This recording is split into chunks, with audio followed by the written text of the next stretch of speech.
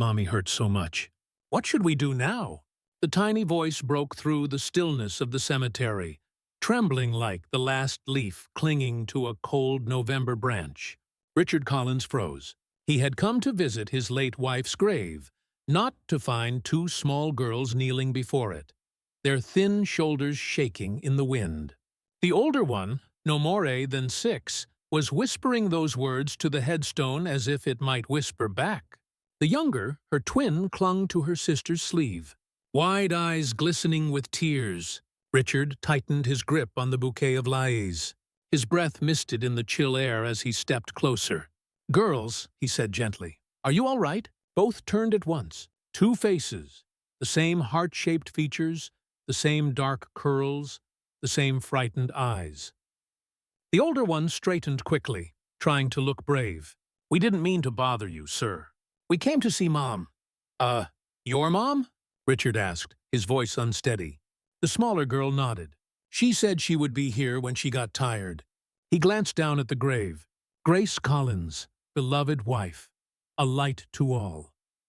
His throat tightened. Grace had been gone 2 years. They'd had no children. He had buried every dream of fatherhood with her. But here stood 2 little girls calling her Mom. "What are your names?" he asked softly. "I'm Anna," the older one said, standing tall despite the cold. "This is Mia. And how old are you?" 6, Anna replied. "We're twins." He gave a faint smile. "I can see that." His eyes caught the threadbare gloves, the mismatched shoes. Their coats were too thin for the season. "Are you here alone?"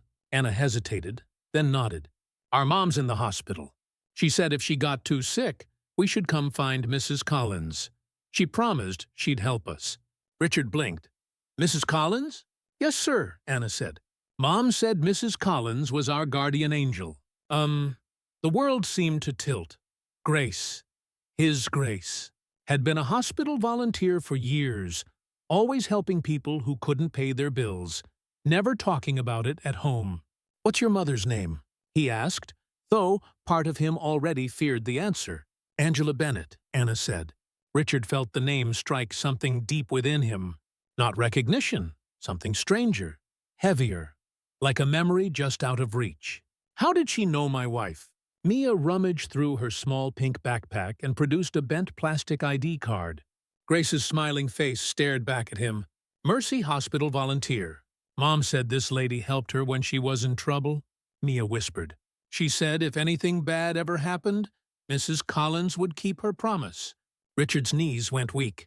He crouched to meet them eye to eye. "And where have you been staying?" "The shelter," Anna said. "But it's full now, so sometimes the bus stops. It's warm there at night." Her words stabbed at him. "You can't stay at a bus stop," he said firmly. "It's not safe." Anna's chin trembled. "We didn't know where else to go. Mommy said, 'Come here.'" And Mrs. Collins would know what to do. When those little girls said their mother told them to find Mrs. Collins, something in Richard's heart, and maybe in ours, broke open. It reminds us that kindness never really dies. It simply finds new hands to carry it forward. If this moment touched you, tell us where you're watching from in the comments.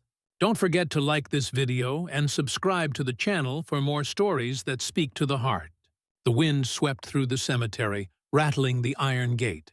Richard looked at the grave at Grace's name, carved in soft stone, and felt the old ache rise in his chest. Even in death, she was still helping people, still keeping promises he'd never known about. He looked back at the girls. "You can't stay out here tonight? Come with me. I'll take you somewhere warm." Anna hesitated. "But you don't know us." "I knew your mom's friend," Richard said quietly. "And if Grace made a promise, I'll make sure it's kept." He reached out a hand. After a long pause, Anna placed her small palm in his. Her sister followed, clutching her coat. Together, they walked out of the cemetery under a sky streaked with fading gold. As they reached the gate, Richard glanced back at Grace's grave. The lilies in his hand trembled. He whispered, "Grace, what have you done?" They drove in silence through the city. The girls sat close together in the back seat, watching lights flicker across the window. "Are you hungry?" he asked. "A little," Mia murmured.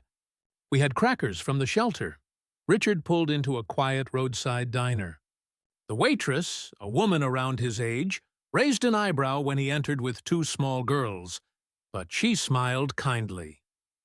"3 grilled cheeses," he said, "and hot chocolate." Anna folded her hands on the table, her manners careful. "Thank you, sir." Mia grinned shilly. Mom says to always say thank you. Even when life forgets to be nice, Richard felt something crack inside him. Grace had once said something almost identical. Kindness doesn't wait to be earned. After dinner, he drove them to Mercy Hospital. The smell of antiseptic struck him like a memory. Grace had spent her final nights here, whispering to him about the light beyond pain. He approached the nurse's desk. "Angela Bennett," he said. The nurse frowned. "Room 214. "She's in critical care." He nodded. "Thank you." Anna clutched his coat as they walked down the corridor. "Do you think she's awake?" "I hope so," Richard said. "She'll be glad to see you." The room was dim, the only light coming from the heart monitor's gentle glow. A woman lay pale and still, oxygen tubes winding from her face. "Mom," Anna breathed, rushing forward. Angela's eyes fluttered open. "My girls." Her voice was barely a whisper. "You found her?" Richard stepped closer. "You mean Grace?" Angela nodded weakly. "She kept their promise." He frowned. "What promise?" Her gaze drifted to the twins, and a faint smile appeared that they'd never be alone. The monitor beeped steadily. The girls climbed onto the bed, pressing their faces against her arms. Richard stood there, watching in silence, his heart heavy and bewildered. Grace had always said she wanted her kindness to outlive her. Somehow it had. And as he looked at the two small girls clinging to their mother, he realized that maybe Grace hadn't left him alone after all. Maybe she had sent him a reason to live again. The steady beep of the heart monitor echoed through the hospital room like a fragile heartbeat of time itself. Richard stood at the foot of the bed, his hands shoved deep in his coat pockets, unsure whether to stay or step back. The twins clung to their mother, whispering words too soft to hear. Angela Bennett looked impossibly frail, her brown skin pale beneath the fluorescent light, her breathing shallow and uneven. After several minutes, Harry's found Richard again. "You're Grace's husband," she said softly. He nodded. "Yes, Richard Collins." "She talked about you," Angela whispered. "Said you were lost. Said she wished you'd find your way again." Her lips trembled into a weak smile. Maybe this is how he wanted to ask what that meant. But her eyes were already closing. A nurse entered quietly, checking the monitors, then turned to Richard. "She needs rest. Sir, you should let her sleep." Richard nodded and guided the girls gently toward the hallway. Outside, the sterile air of the hospital corridor felt too bright, too alive. Anna looked up at him. "Is she going to be okay?" "She's very sick," he said carefully. "But the doctors are doing their best." "Mom said she didn't want to go to heaven yet," Mia murmured. She said, "We still need her." Richard swallowed hard. "Then let's hope she keeps fighting." He drove the girls to a nearby hotel instead of back to the shelter. The manager, an older man with kind eyes, didn't ask questions when Richard paid for 2 adjoining rooms. Inside, the girls stood awkwardly near the bed, as though afraid to touch anything. "You can wash up in the bathroom," Richard said. "There are clean towels," Mia hesitated. "Are you sure it's okay?" "It's okay," he assured. "You're safe here." When they emerged, dressed in oversized T-shirts the hotel staff had found, they looked smaller than ever. Richard ordered soup and chicken tenders from room service. The girls ate quietly at the small table, glancing at him between bites. After a while, Anna spoke. "You really knew Mrs. Collins?" "I did," he said. "She was my wife." Anna tilted her head. "She was nice, wasn't she?" His throat tightened. "Yes, she was the best person I've ever known. Mom said Mrs. Collins helped her when everyone else gave up. Mia said she paid the hospital so we could be born, and she came every week to see us when we were babies." Richard's fork froze halfway to his mouth. "She never told me that," he murmured. Anna shrugged, her childlike honesty cutting deep. "Maybe she didn't want you to worry." Later, when the girls were asleep, he sat by the window, staring at the street lights. Grace had been gone 2 years, yet he was only now learning the full measure of her kindness. He could almost hear her voice, gentle but firm. "You always looked at success, Richard." "I looked at people." He pressed his hand to his forehead. For years, he'd lived in silence, building walls around his grief. Now, 2 children had walked straight through them. The next morning, he woke early and bought breakfast downstairs: pancakes, orange juice, scrambled eggs. The girls ate quickly, thanking him between bites. "We should see Mom," Anna said. "We promised we'd come back." Richard nodded. "Of course." At the hospital, Angela looked weaker. The doctor, a middle-aged man with silver glasses, pulled Richard aside. "She has advanced cardiomyopathy. She's not responding to treatment. I'm afraid it's a matter of days." Richard exhaled slowly. "Does she have family?" "None that we know of. Just those 2 girls." The doctor looked at him curiously. "Are you related?" "No," Richard said. "But I suppose my wife was?" Angela's eyes fluttered open when the girls entered. "You came back," she whispered. "Always," Anna said. Angela smiled faintly, her gaze shifting to Richard. "She said you'd come." "Who?" "Hesked." "Grace," Angela breathed. "She told me if I ever couldn't take care of them, you would. She said you had a good heart, even if you didn't believe it." Richard's throat ached. "Angela, I didn't know any of this. I didn't know she helped you." "She didn't help me," Angela corrected. "She saved me. And she loved those girls as if they were her own." Angela's breathing grew shallower. She reached for his hand, her fingers cold but steady. "Promise me," she whispered. "Promise me you'll look after them." Richard hesitated only a second. "I promise." Her eyes filled with tears. "Thank you. Now, maybe I can rest." The monitor beeped softly. Angela closed her eyes, her chest rising one last time before falling still. "Mommy!" Mia's voice broke the silence. "Mommy, wake up!" Richard stepped forward, gathering the crying girls into his arms. The nurse came running, then slowed when she saw the truth written on their faces. "I'm sorry," the nurse said quietly. Richard held the twins, feeling their small bodies shake against him. "She's gone, isn't she?" Anna whispered. "Yes," he said gently. "But she's at peace now. She said Mrs. Collins would be our guardian." Mia sobbed. "Does that mean you?" Richard couldn't speak for a long moment. Finally, he nodded. "Yes, sweetheart. It means me." That night, he didn't take them back to the hotel. Instead, he brought them home. The Collins estate was a quiet stretch of land outside the city, surrounded by maples and the faint smell of rain. The girls fell asleep in the car, their small heads resting against each other. Richard carried them inside one by one, tucking them into the guest bedroom. The house felt different that night. Not empty, but alive again, filled with soft breathing and the faint sound of dreams. He stood at the doorway watching them. In the flicker of the bedside lamp, he thought he saw Grace's smile reflected in their faces. Later, in his study, he poured a glass of whiskey and sat before the fire. He opened an old photo album. There was Grace at the hospital laughing with patients, holding newborns. And there he froze, was a photo of her with a young black woman smiling down at 2 infants wrapped in pink blankets. Written in Grace's neat handwriting, beneath it were the words, "Angela and her miracles." He traced the words with his finger. Grace had known. She had planned for this moment. He looked toward the hallway where the girls slept. "Grace," he whispered, "you've done it again." The wind outside rattled the windows, but for the first time in years, the sound didn't feel lonely. It felt like an answer. The next morning, Richard woke to the sound of laughter echoing faintly down the hall.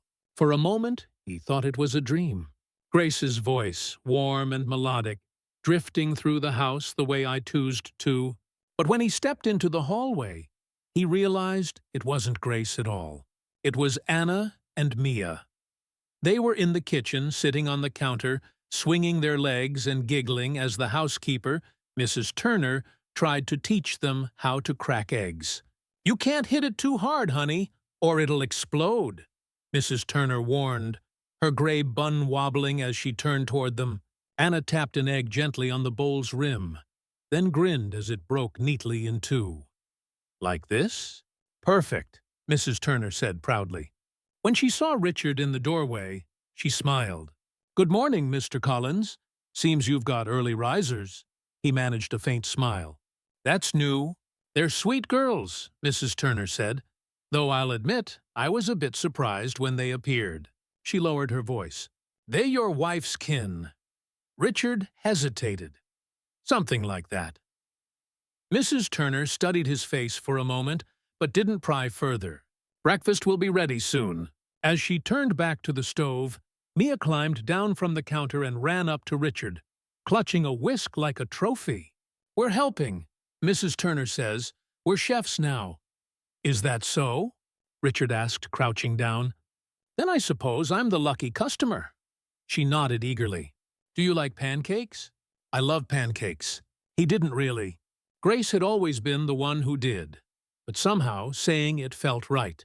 Anna smiled shilly. "Mom used to make them for us on Saturdays with blueberries." Her voice faltered a little on the word, "Mom." And Richard's heart twisted.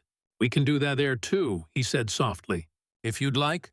After breakfast, he called his lawyer, Thomas Reed, a man he'd known for 20 years, loyal, pragmatic, the kind of man who believed in order above emotion. When Thomas arrived later that morning, he was polite but visibly curious about the two children chasing each other across the living room rug. "You've been busy, Richard?" he said, setting down his briefcase. "Care to explain?"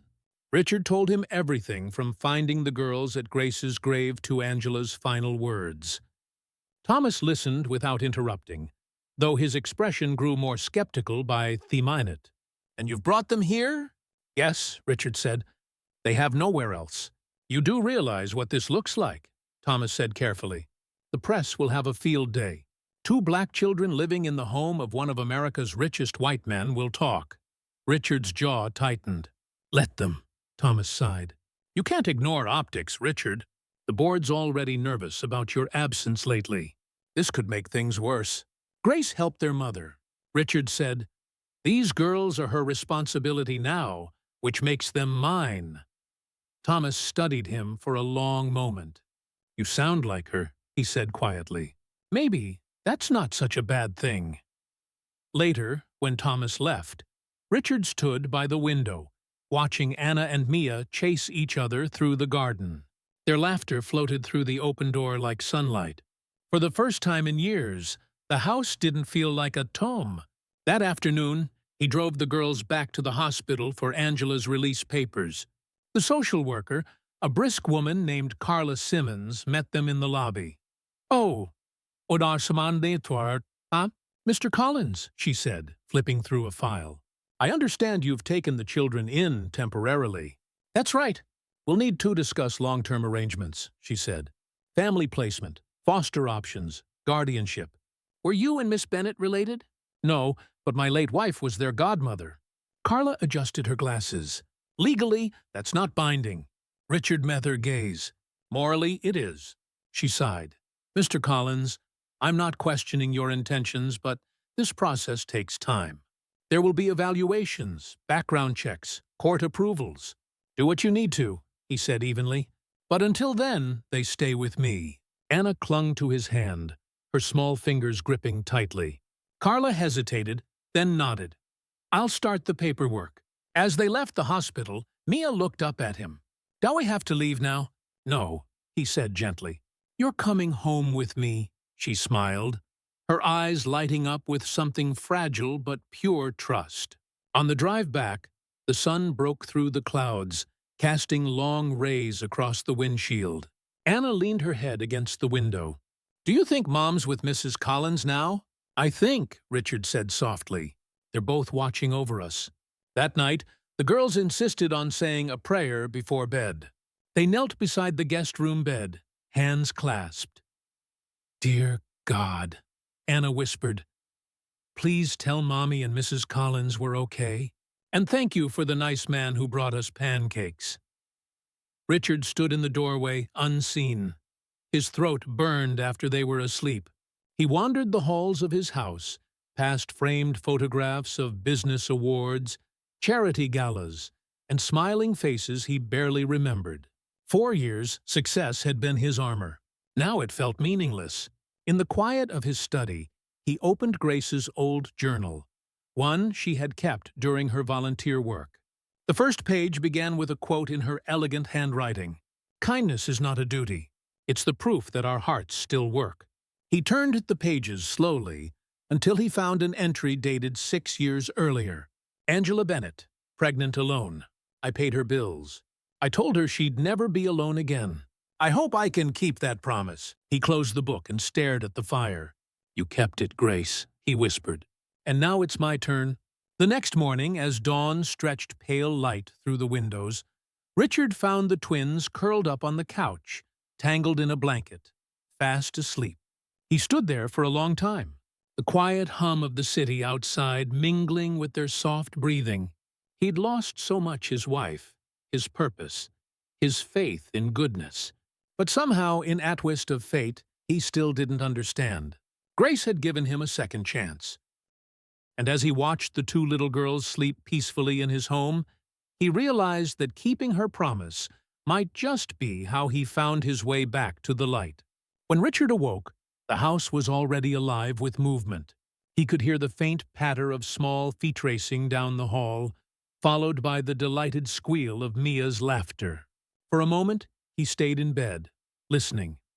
The sound was foreign to his home, warm, chaotic, unplanned, and it filled the empty spaces Grace's absence had left behind. By the time he entered the kitchen, Mrs. Turner had the girls lined up at the table with bowls of oatmeal and a plate of sliced strawberries. Anna looked up, spoon halfway to her mouth. "Morning, Mr. Collins." "Morning," he said, smiling faintly. He hadn't realized how easily that word could feel like sunlight. Mrs. Turner poured him coffee. "They've already done their chores," she said, amused. "Well, their version of chores. They tried to fold the towels. Bless their hearts." Anna puffed her chest. "We helped." Richard looked at the crookedly stacked pile of towels on the counter. "You did," he said. "And they look perfect." After breakfast, he drove them to a small park near the river. Grace used to love this place. She'd feed the ducks and talk about how stillness was a form of prayer. The girls ran ahead on the path, their laughter echoing over the water. For the first time in 2 years, Richard left his phone in the car. He sat on the bench where Grace had once read him her favorite poem about hope. The sunlight hit the river just right, scattering light like diamonds across the surface. Anna climbed up beside him. Mrs. Turner said, "You make computers." "Something like that," he said. "I used to build programs that help people do their jobs faster." "Ah, why don't you do that now?" she asked. He hesitated. "Because I stopped believing it mattered."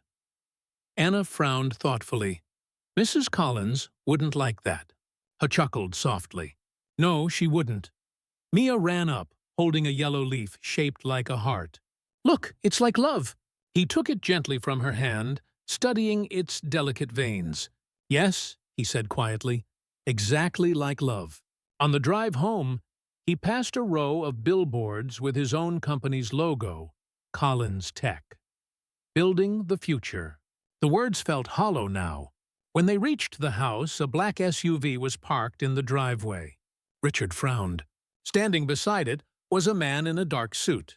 Robert Davidson, the head of the Collins Tech Board. He was tall, immaculate, the kind of man who spoke in press releases. "Richard," he said, his tone clipped. "We need to talk." Anna and Mia clung instinctively to Richard's coat. "It's all right," Richard said gently. "Go inside with Mrs. Turner." Once they were gone, Davidson folded his arms. "You've missed 2 board meetings. The press is spinning rumors. And now," he gestured toward the door, "you're fostering 2 children?" Richard's expression hardened. "Their mother was dying. My wife made them a promise." "I'm keeping it, Richard," Davidson said, lowering his voice. "You have a public image to protect. People are already speculating about your sanity. They're asking if grief has enough." Richard interrupted. Grace believed compassion was more important than image. If that costs me a headline, so be it. Davidson, you can't save everyone. Maybe not, Richard said, but I can save someone. When the man left, Richard stood for a while in the driveway, the wind tugging at his coat. Grace had once told him that people only argued against kindness because they were afraid it would demand something of them. Inside, the twins were building a fort from couch cushions. They looked up as he entered. "Did the man bring trouble?" Anna asked cautiously. "No," Richard said, smiling. "Just noise." That evening, they watched an old movie, one of Grace's favorites. The girls laughed at the black-and-white slapstick scenes, their laughter bubbling into the quiet room. When the credits rolled, Anna yawned and leaned against him. "Are we staying here forever?" she asked sleepily. He hesitated. "Do you want to?" She nodded. "It feels like home," Mia whispered, half asleep. "Even the walls sound kind." Richard's chest ached in that tender, unfamiliar way. The akathat meant something broken was trying to heal. After they went to bed, he sat by the fireplace, staring into the flames. Grace's picture rested on the mantel, her smile soft and knowing. "You think I understand now," he murmured. "You weren't just helping Angela. You were helping me." He opened his laptop for the first time in months. The screen glowed cold and sterile. He began typing Animail to the board. Effective immediately. "I'll be taking an indefinite leave of absence. My priorities have changed." The next morning, he took the girls shopping for school supplies. They picked out backpacks, one pink, one purple, and argued cheerfully over which crayons were the best. As they left the store, a photographer snapped a picture. Richard heard the shutter click, but ignored it. A few hours later, his phone buzzed with a news alert. Tired billionaire resurfaces with 2 mystery children. He exhaled slowly. It had begun that night. As he tucked the girls in, Anna looked up at him. "Why do people take pictures of you?" "Because they don't understand me," he said gently. "Or maybe they just want to." "Oh, Mom said people fear what they don't understand," Mia murmured. "But Mrs. Collins said love fixes that." Richard smiled faintly. She was right. When he turned off the light, the house was silent again, but not empty.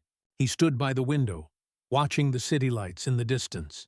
For the first time, he didn't feel like he was looking at the world from behind glass. He was part of it again, and though he didn't yet know what storms were coming, he knew this. Grace had given him a mission that no headline could twist. He would protect Anna and Mia, not out of pity, but out of love. And love, he realized, was the only legacy worth keeping.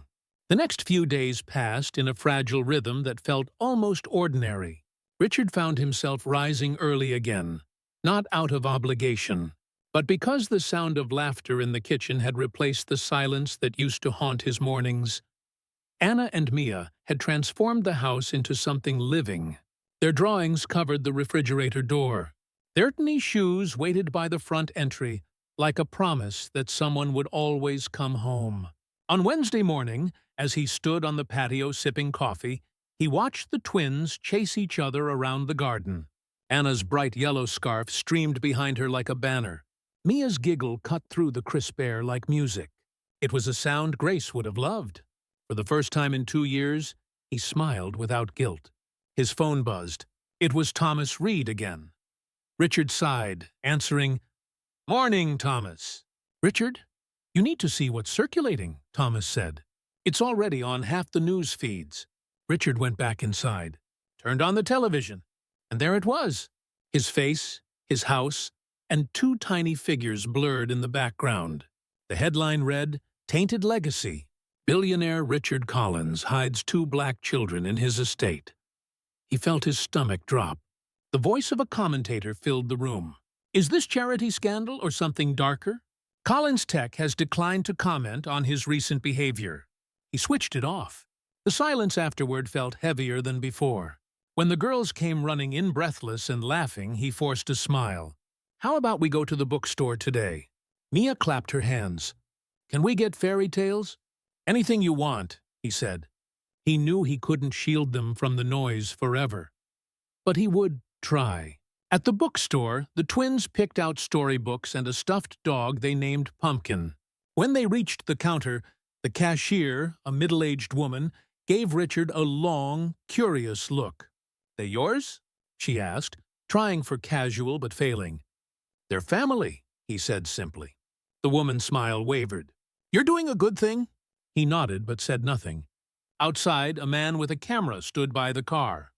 "Mr. Collins!" he shouted. "Who are the girls? Is this a secret family?" Anna shrank behind him. "Why is he yelling?" Richard opened the car door, ushering the girls inside. "He's just confused," he said. "Are we in trouble?" Mia whispered. He paused, crouching to meet her eyes. "No, sweetheart. You didn't do anything wrong." When he got home, Thomas was waiting on the porch, arms crossed. "I told you the media would twist this."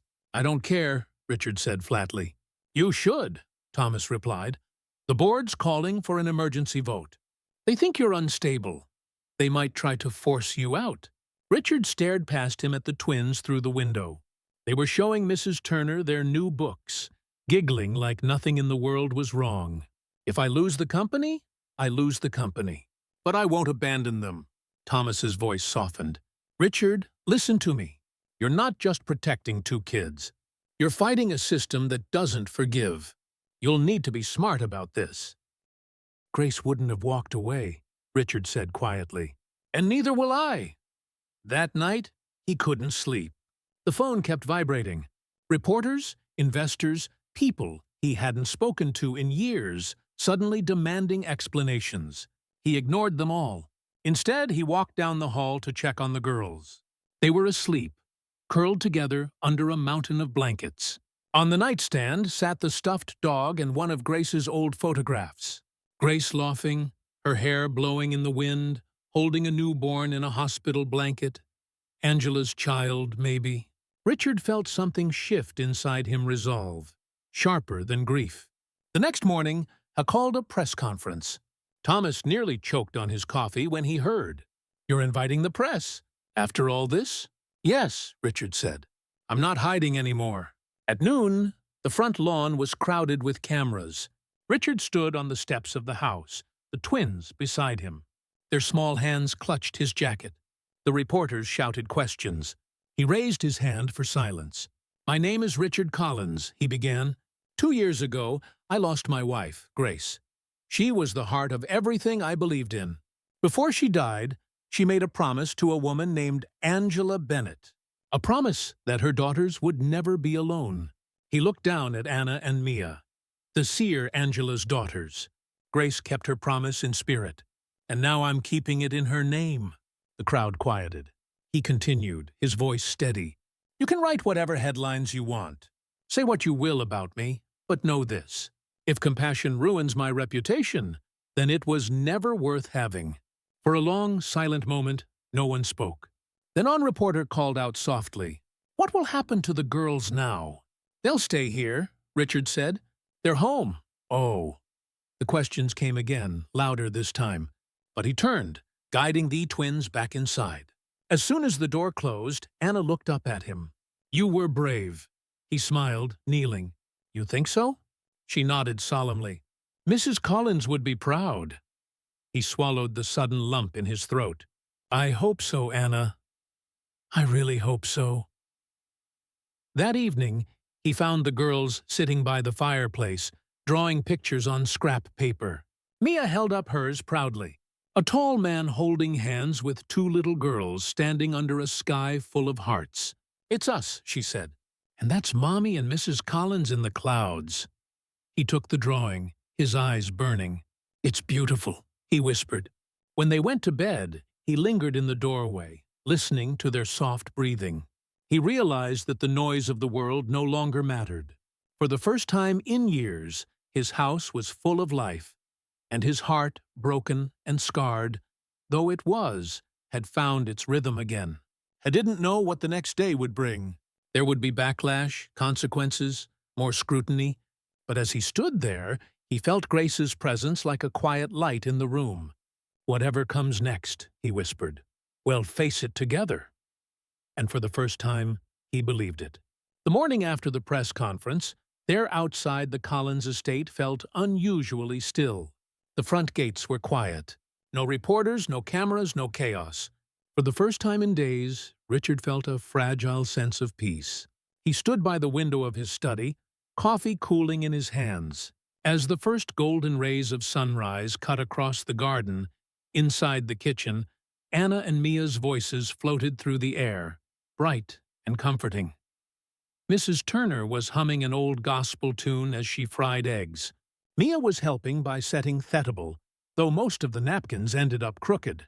Anna stood on a stool, flipping pancakes with surprising precision. Richard leaned against the doorframe. "You're becoming quite the chef, Anna," she beamed. "Mrs. Turner says pancakes make people happy." "They do," Richard said softly, "especially when they're made with love."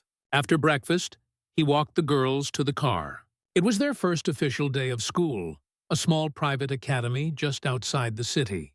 Grace had once donated to the same school, saying every child deserved a place that made them feel safe. Anna wore her yellow scarf again. Mia had her hair in 2 braids tied with pink ribbons. They looked both excited and nervous. "You'll be great," Richard said, kneeling so his eyes were level with theirs. "Just be kind. The rest will follow." Mia hugged him tightly. "Will you come pick us up?" "Of course," he said.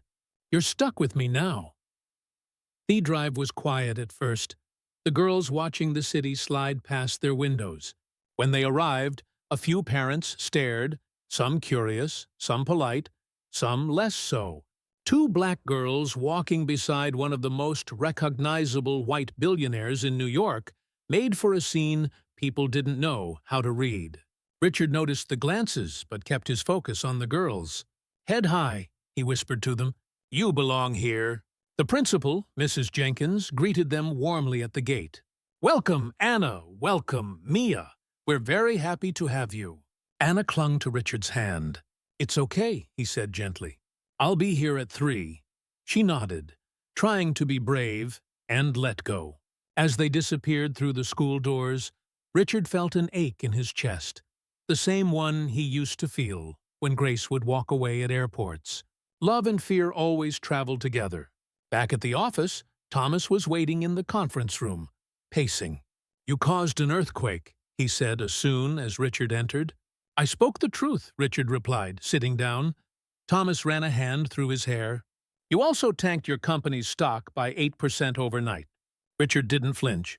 "It'll recover or it won't. Either way, I'm done living by numbers." Thomas stared at him, bewildered. "You really are changing, aren't you?" Richard looked out the window, his reflection faint against the skyline. "Maybe I'm finally becoming who Grace thought I could be." Later that afternoon, he drove back to the school. The girls were waiting by the gate, backpacks slung over their shoulders, grinning. Mia ran up first. "I made a friend?" "That's wonderful," he said, lifting her into his arms. "What's their name?" "Sarah," Mia said proudly. "She has freckles and likes frogs." "No." Anna smiled too, but it was small and uncertain. "It was okay," she said when he asked. "Some kids asked why we live with you." Richard hesitated. "What did you tell them?" "That you're our family," she said. "Because you promised." His heart twisted. That's exactly right. On the way home, they stopped by the park. The afternoon light was soft, golden, the kind Grace had loved to photograph. The girls played on the swings while Richard sat on the same bench he and Grace had once shared. He felt someone approach and turned to see a woman standing beside him. A stranger, neatly dressed, her expression unreadable. "Mr. Collins?" she asked. "I'm Detective Lorna Hayes. May I have a word?" Richard's stomach tensed. "About what?" She handed him a card. "Angela Bennett's case. There were inconsistencies in her hospital report. I need to confirm a few things." He frowned.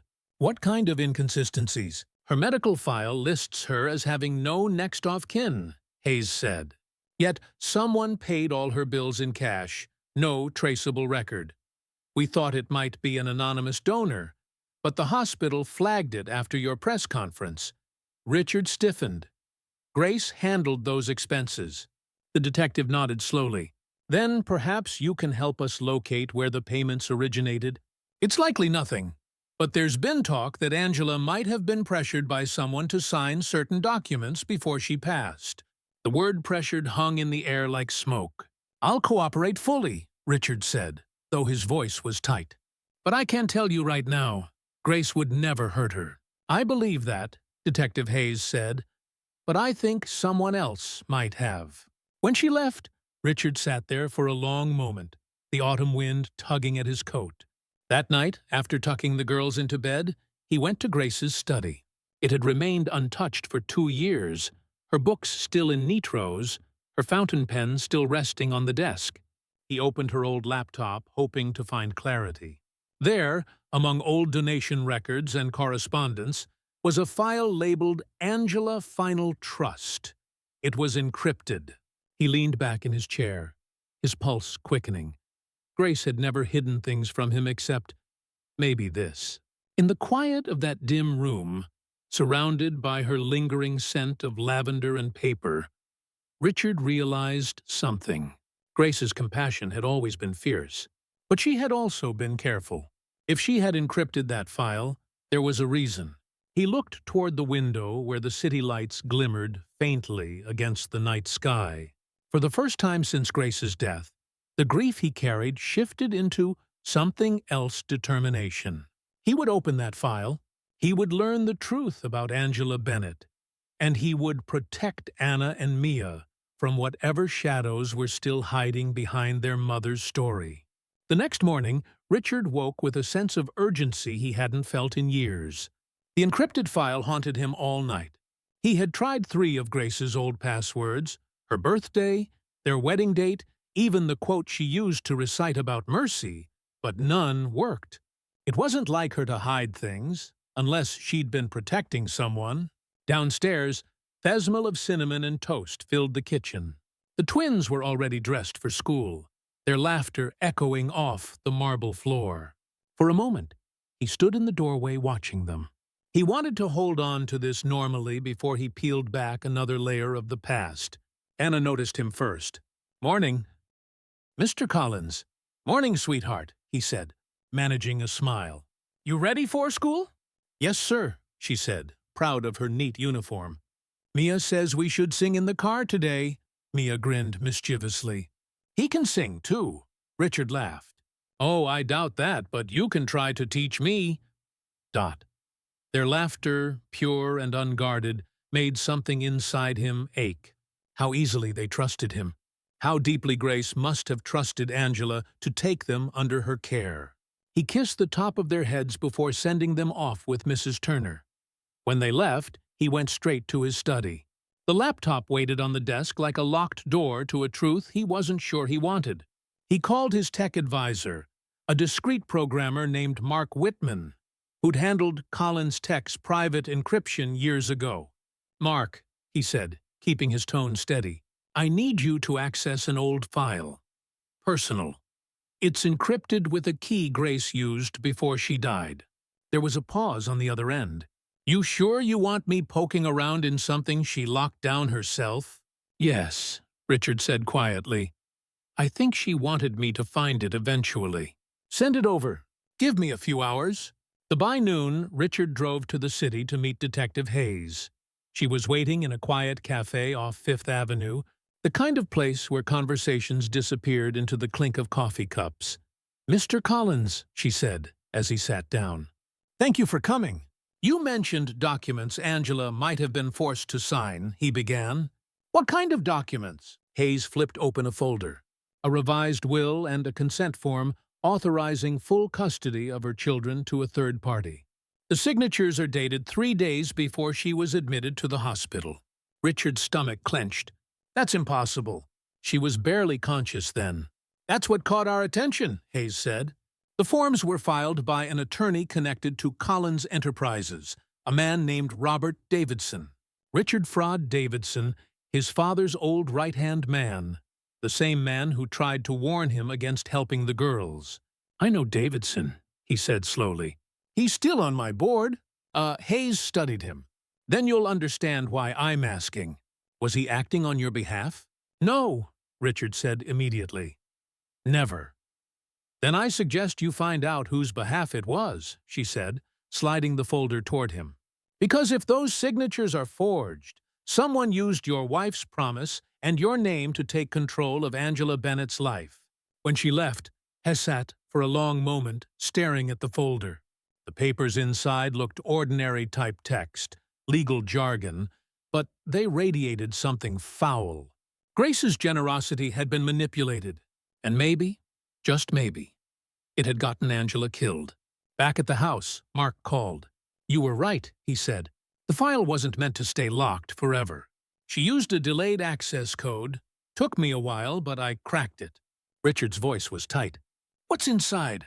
"Letters, journal entries, and on-scanned document labeled confidential agreement.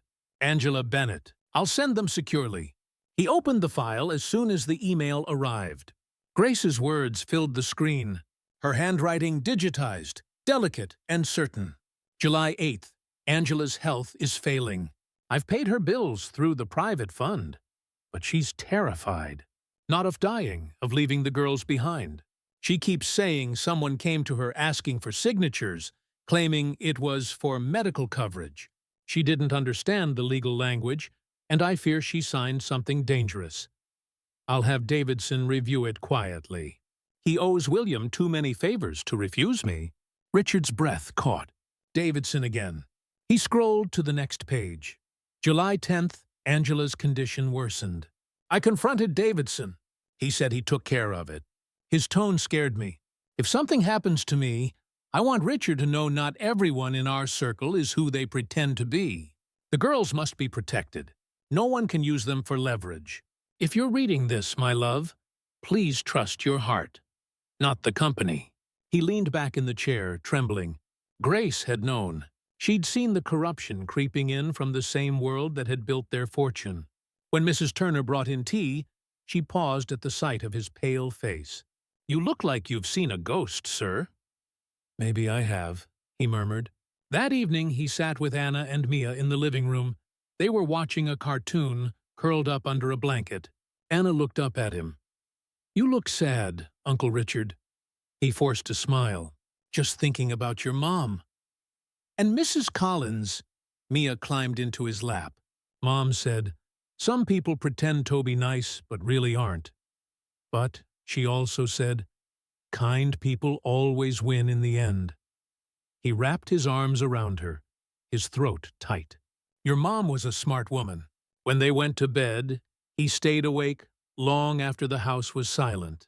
Outside, the wind rattled the windows. In his hand, he held the printed letter Grace had written to him, the one that ended with her plea. Trust your heart. He knew now that the truth about Angela's death and Grace's guilt were intertwined. Someone had exploited both women, profiting from their trust, and that someone had to be stopped.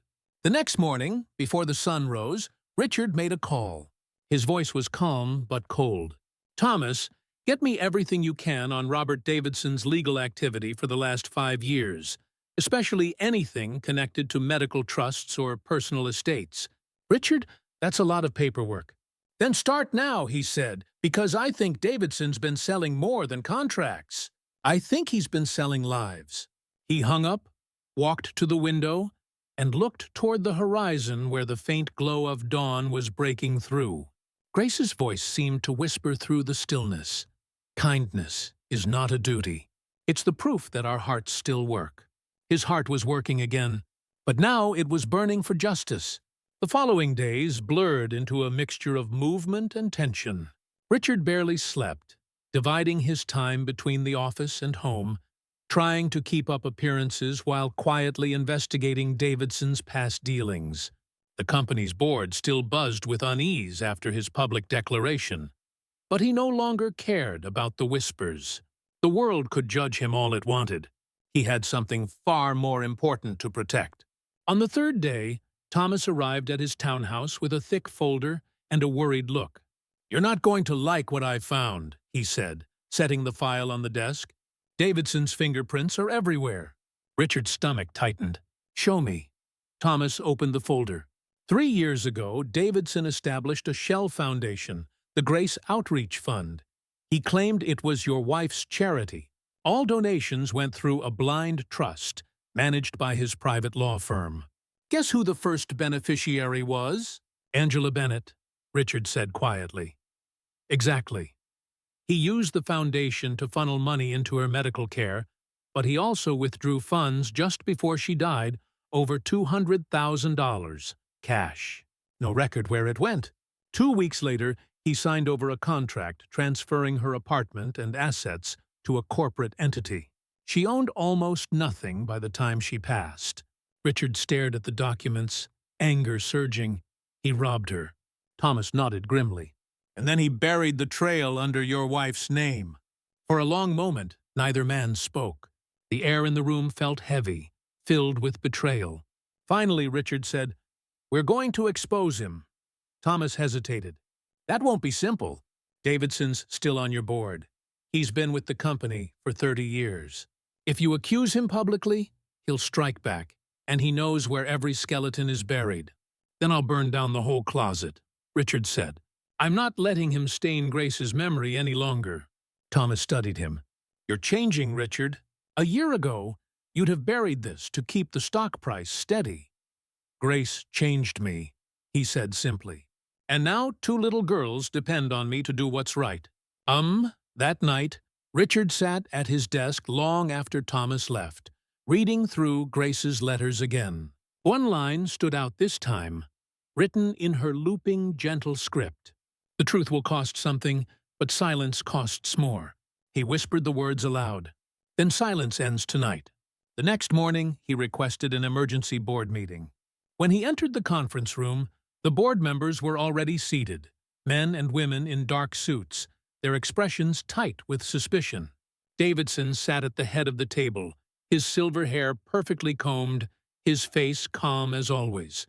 "Mr. Collins," Davidson began smoothly, "we were surprised by your request. I assume this is about the ongoing media fallout." "This isn't about the media," Richard interrupted, his tone low but sharp. "It's about you." A murmur ran around the table. Davidson blinked, then forced a polite smile. "Me?" Richard placed a stack of documents in front of him.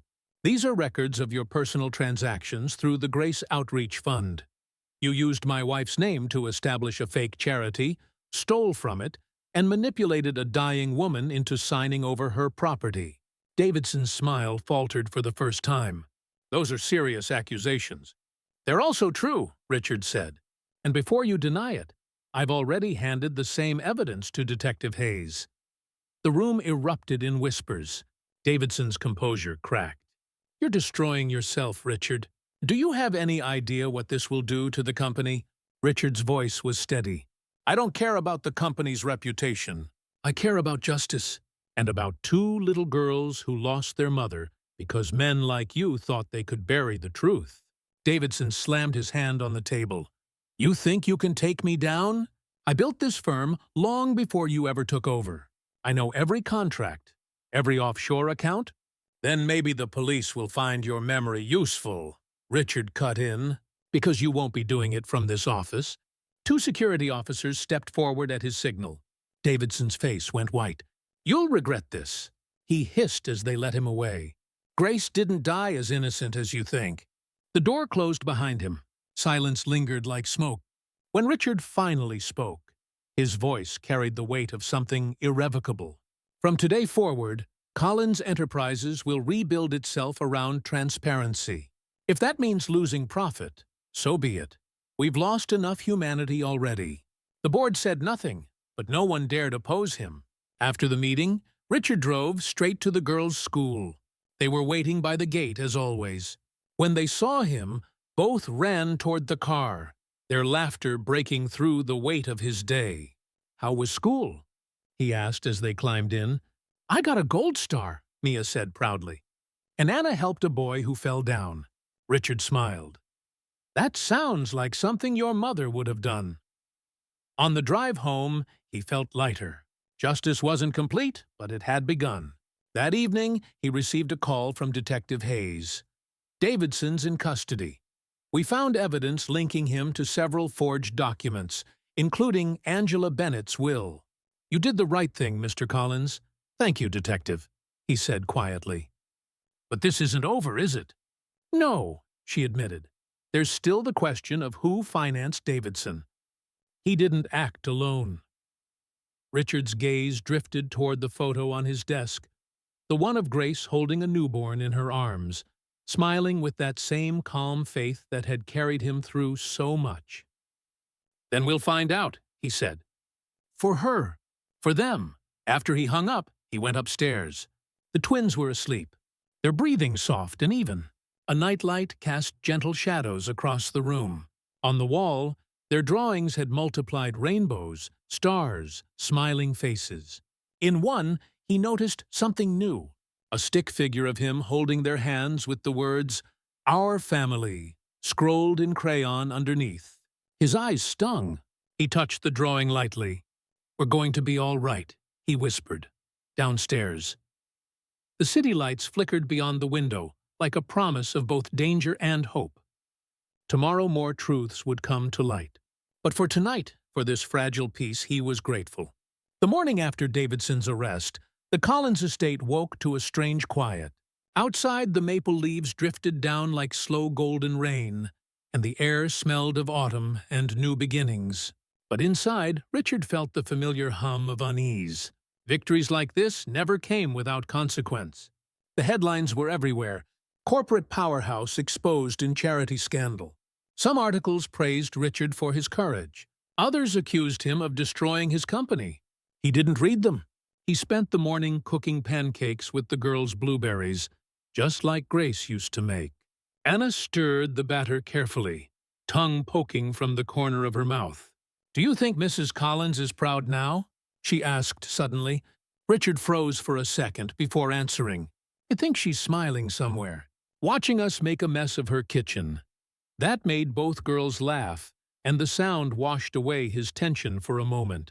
After breakfast, the doorbell rang. When he opened it, Detective Hayes stood there, her coat buttoned against the wind. "Mr. Collins, we need to talk," she said. He ushered her inside, offering coffee.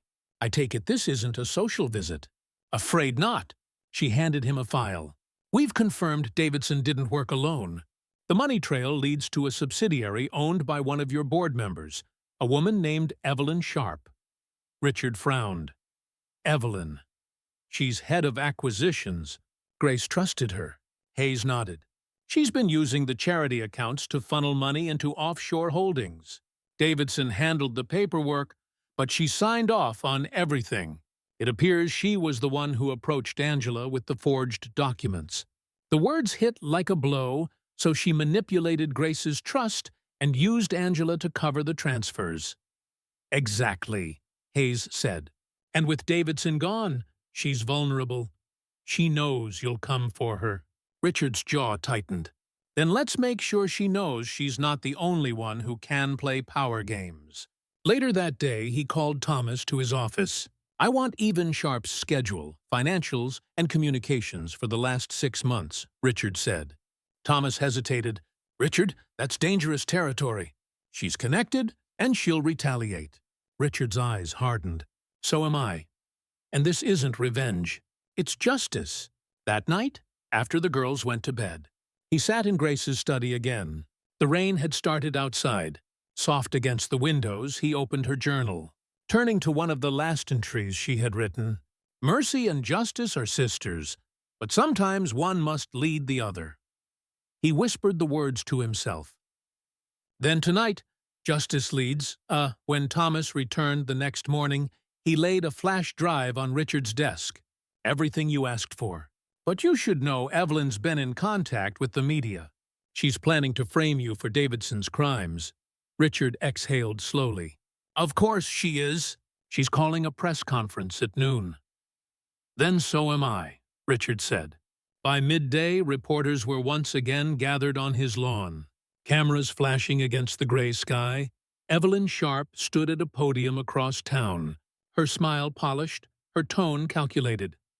"Mr. Collins," she said into the microphones, "was aware of the charity accounts and personally approved the transfers.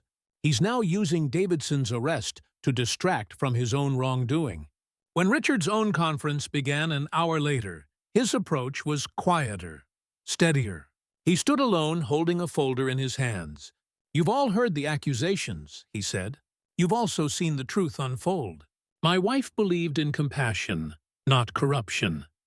Today, I'm releasing evidence that shows how certain members of my company twisted that compassion for profit."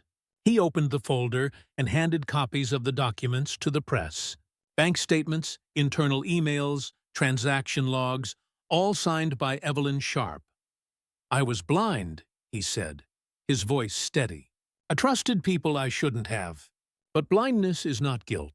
The real crime is using kindness as a mask for greed. And that ends today." By evening, the media had turned. Evelyn Sharp's face dominated every screen.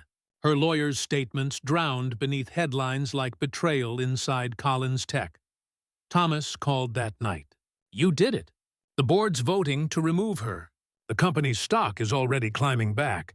"I don't care about the stock," Richard said. "I care that Grace's name is clean again." He hung up and walked upstairs. The girls were still awake, drawing in their notebooks. "Uncle Richard," Mia said, "at school they said you were on TV again." He smiled, sitting on the edge of the bed. "Yes, I had to tell the truth." Anna looked up from her drawing. "Did people believe you?" "I think some did. The rest will in time." Mia tilted her head. "Mom always said, 'The truth takes the long road, but it always gets home.'" He laughed softly. "Your mom was right." When they were asleep, he stepped out onto the balcony. The night air was cool and smelled of rain. The city glittered in the distance, restless, but somehow peaceful. He thought of Grace, of Angela, of the two girls now sleeping safely under his roof. He had lost everything that once defined him, his image, his certainty, his comfortable illusions, and in return, he had gained something far rarer: clarity. The world still saw him as a man seeking redemption, but he knew better. He wasn't seeking it anymore. He was living it, one truth at a time. As he turned to go back inside, a soft chime sounded on his phone. A message from Detective Hayes. "One last thing. We've discovered who funded the first offshore account. It wasn't Davidson or Sharp. It came from someone closer to home." Richard's pulse quickened. Closer to home. He looked toward the darkened hallway where Grace's portrait hung a soft smile forever frozen in time. For the first time, doubt crept in like a shadow. Grace's charity fund, Grace's personal accounts, hair-encrypted files. He whispered into the stillness, "Grace, what did you know?" The words from Detective Hayes lingered in Richard's mind long after the call ended. Closer to home. They echoed through the empty halls of the Collins estate, a whisper that would not fade. He paced the study until the city lights outside blurred into streaks of gold and white. The idea that someone within his home, someone connected to Grace, had funded the accounts felt impossible. Yet the possibility gnawed at him. The next morning he woke early, restless. The girls were still asleep, tangled in blankets and childhood dreams, unaware of the storm building outside their safe little world. He brewed coffee in silence, staring at the steam curling above the mug like a ghost of thought. Mrs. Turner entered, tying her apron. "You're up before the sun again, Mr. Collins," she said softly. "You've got that look the one Grace used to get when she was trying to solve the world's problems before breakfast." He smiled faintly. "Maybe I just miss her way of making sense of things." Mrs. Turner hesitated, then spoke carefully. "She always had her own ways of doing good. Sometimes I thought she gave more than she could afford." Richard's eyes lifted. "What do you mean?" Mrs. Turner lowered her gaze. "Before she passed, she had me run errands to the city, cash deliveries. She said they were 4 hospital bills, rent, small things for people who'd fallen behind.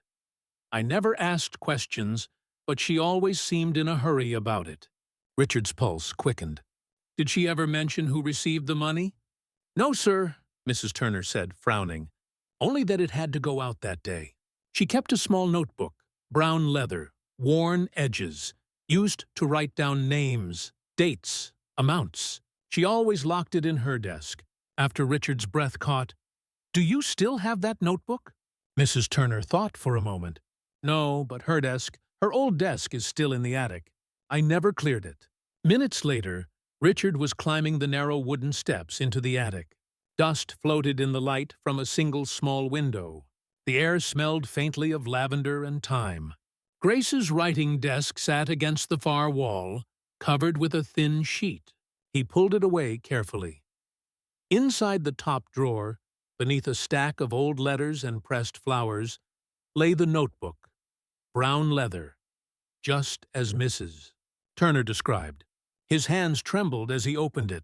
Each page was filled with Grace's neat looping script, names, dates, amounts, notes like Angela, final payment made, Mercy hospital account settled, and S. Moretti emergency legal fee covered.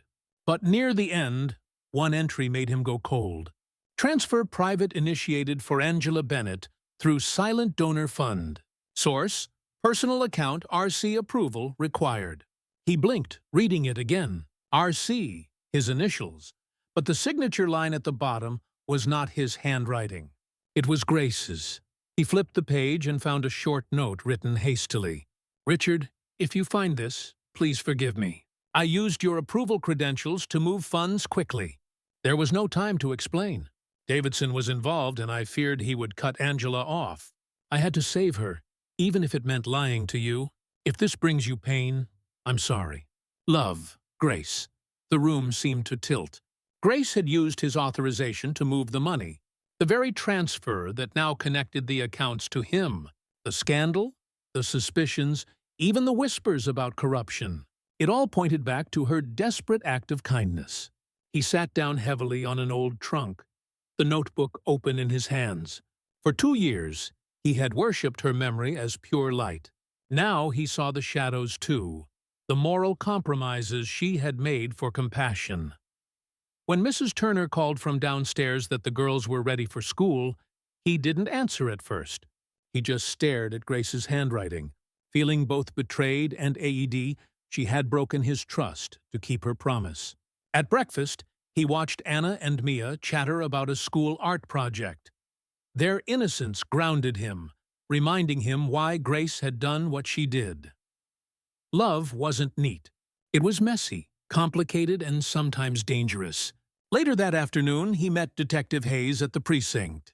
She gestured to a file on her desk. We traced the offshore transfers back to an account that belonged to your wife, but it wasn't embezzlement.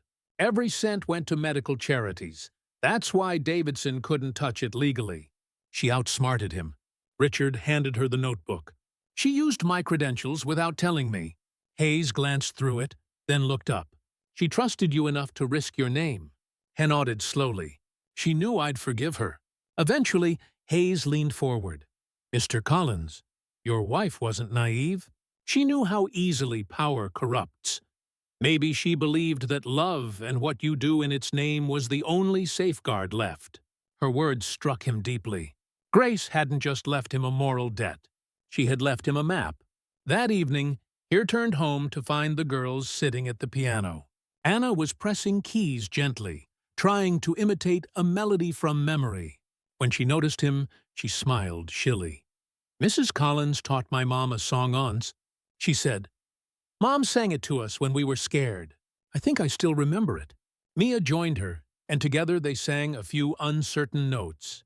The tune was simple, soft, but it carried something ancient comfort and sound. Richard stood there listening, eyes stinging, until Anna stopped and looked up. Are you okay, Uncle Richard? Yes, he whispered. I just remembered something beautiful. That night after they went to bed, he sat by the fire, the notebook opened beside him. Grace had lied, yes, but she had done it for love, not greed. Her mercy had forced his world into chaos, but it had also saved 2 lives. He lifted his glass toward her photo on the mantel. You always did play by your own rules, he murmured. And I suppose I'll keep playing by them too. Hide. The wind picked up, rustling the trees. Somewhere in the distance, the faint echo of the girl's song seemed to linger in the air. For the first time, the weight of the truth didn't crush him. It steadied him. Grace's secret hadn't destroyed her legacy. It had made it real. And as the firelight flickered across her smiling face, Richard whispered one final promise to her memory. "Whatever comes next, I'll finish what you started, huh?" The next morning dawned with a heavy fog that rolled over the hills behind the Collins estate, swallowing the garden and silencing the birds. Richard sat at his desk, the brown leather notebook open beside his coffee, his pen tapping absently against the wood. Grace's words from the final page echoed in his mind. "If this brings you pain, I'm sorry." It did bring pain, but not the kind that broke him. It was the kind that shaped resolve. Grace had trusted him enough to leave behind a secret she knew he would one day have to face. Now it was his turn to finish what she started. He called Thomas at dawn. "I need to reopen the Grace Outreach Fund," he said. Thomas groaned on the other end. "Richard, the fund's name has been dragged through scandal for weeks. You really want to put it back in the spotlight?" "Yes," Richard said firmly. "But this time, it won't be a front for corruption. It'll be what Grace meant it to be, a living promise. Real support for families like Angela's. Transparent, accountable, untouchable." Thomas hesitated. "If you're serious, you'll need oversight, independent auditors, new trustees, community leaders." "Then find them," Richard said. "And I'll start with the first donation, 10 million, directly from my personal account. Grace deservesto have her name cleaned the right way. H." By the time he hung up, the sun had begun to pierce through the fog, throwing pale light across the room. It caught the edge of Grace's framed photograph, the one from their early days, her eyes bright with hope. For a brief, impossible second, he thought she looked proud. Downstairs, the girls were already awake, playing in the living room with their dolls. Mia had dressed hers in a paper napkin wedding gown, while Anna arranged flowers from the garden in a teacup. "Uncle Richard," Mia said when she saw him. "We made a wedding." "A wedding?" he asked, smiling despite himself. "Who's getting married?" Anna giggled. "Pumpkin and Rosie," he nodded solemnly. "Ah, a perfect match." Mia tilted her head. "Was your wedding with Mrs. Collins pretty?" Richard's smile softened. "It was the most beautiful day of my life." He paused. She laughed so much that the photographer had to stop and wait for her to breathe. The girls laughed, and something in his chest eased. Grace's laughter might have faded, but its memory still filled every corner of the house. Later that afternoon, he took the girls with him to Mercy Hospital. He wanted them to see where their mother and Grace's lives had intertwined, where love had changed everything. The hospital administrator, a tired but kind woman named Dr. Eleanor White, greeted them warmly. "Mr. Collins," she said, shaking his hand, "I heard about the new foundation. Your wife would be proud." "Thank you," Richard said. "This is where she gave so much of herself. You think it's where I need to start?" Dr. White nodded, glancing down at Anna and Mia. "And these must be Angela's girls. She used to talk about you both. Said you were her little stars." Anna smiled shilly. "Mom said stars never stop shining, even when we can't see them." Dr. White blinked away sudden tears. She was right. As they walked through the corridors, Richard stopped outside the room where Angela had spent her last days. It was empty now, newly painted, but he could still feel the memory of that night, the promise he had made to a dying woman. Anna slipped her hand into his. "Do you miss her too?" she whispered. "I do," he said softly. "Every day?" Mia looked up at him, her voice small.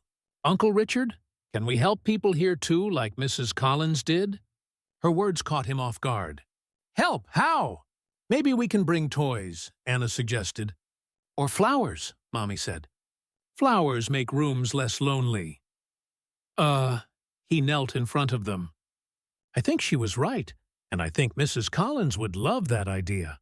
They spent the afternoon buying small gifts for the pediatric ward books, crayons, teddy bears.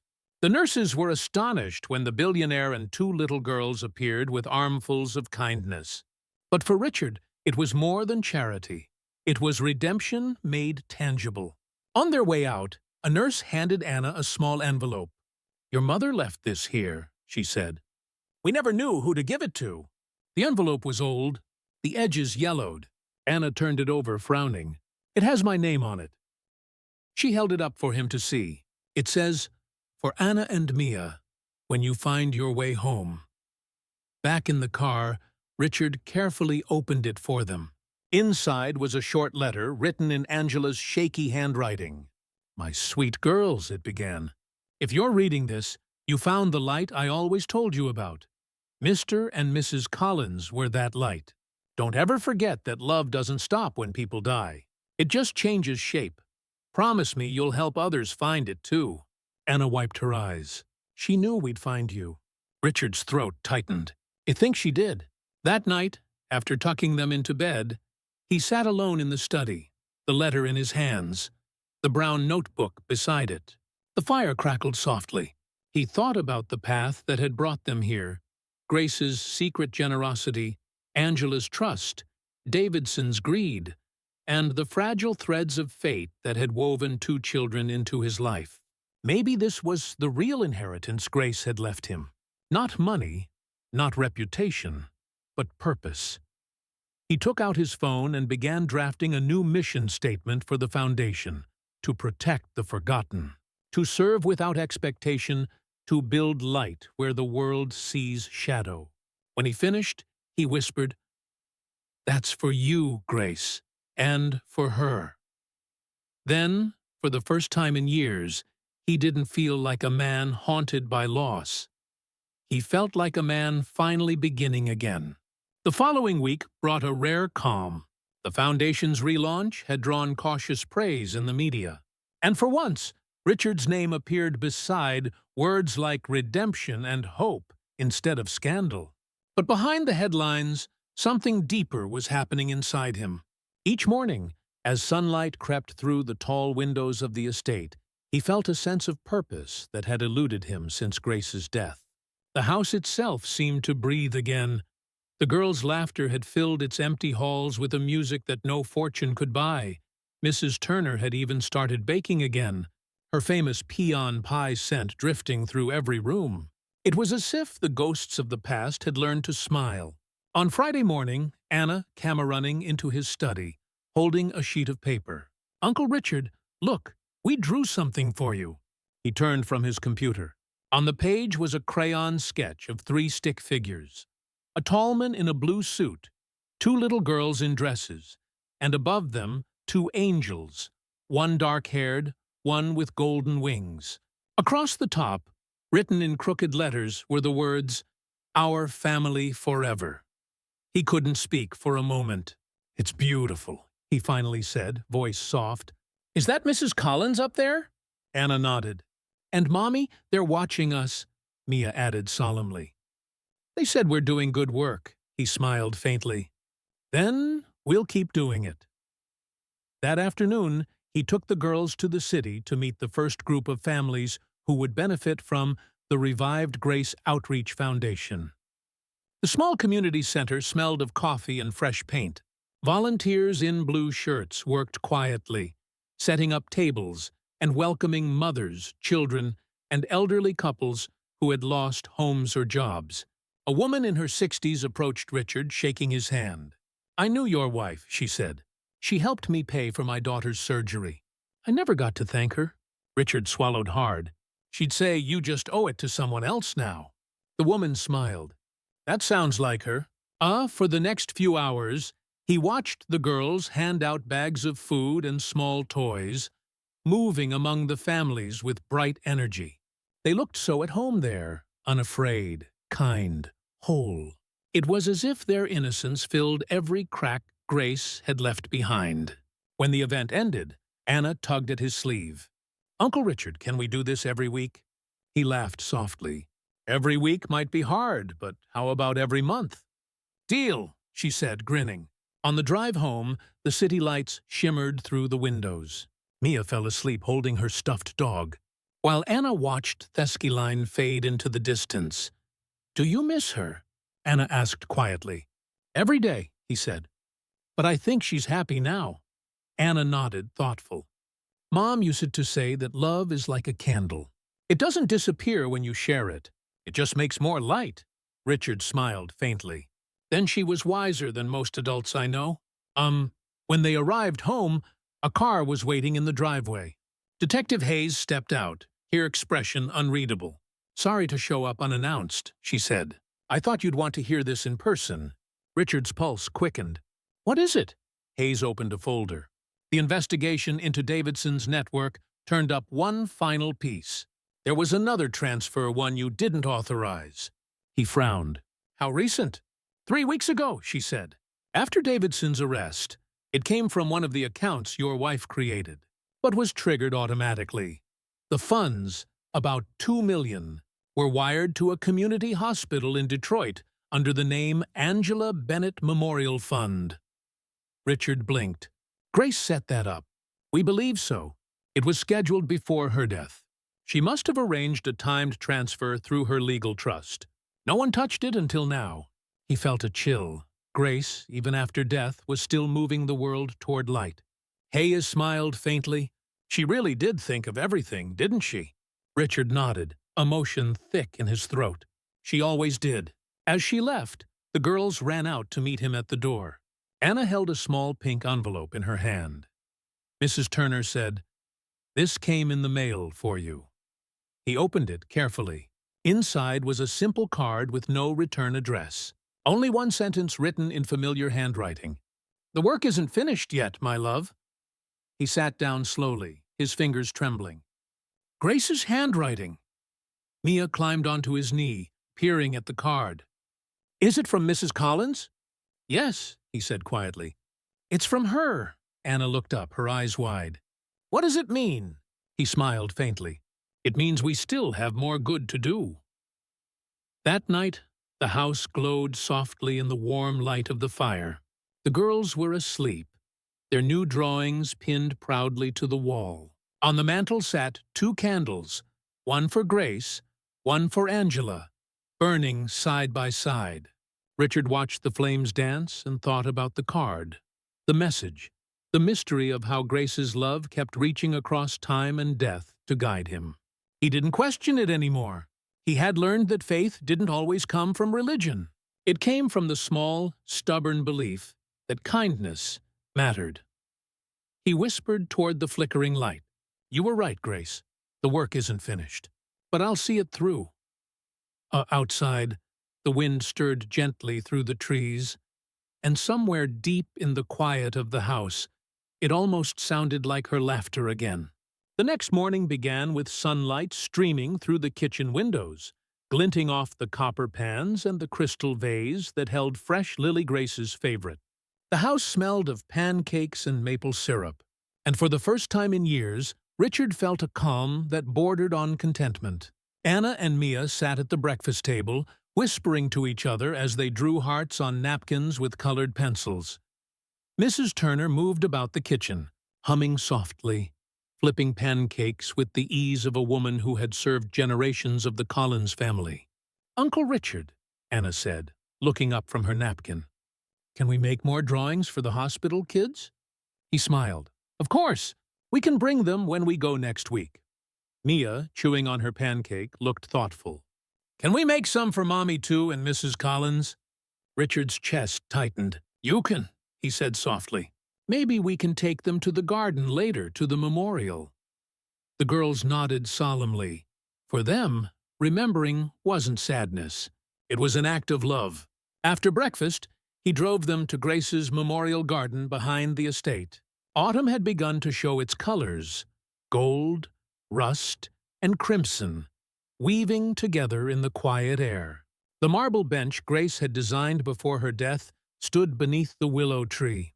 Her name carved simply, Grace Evelyn Collins.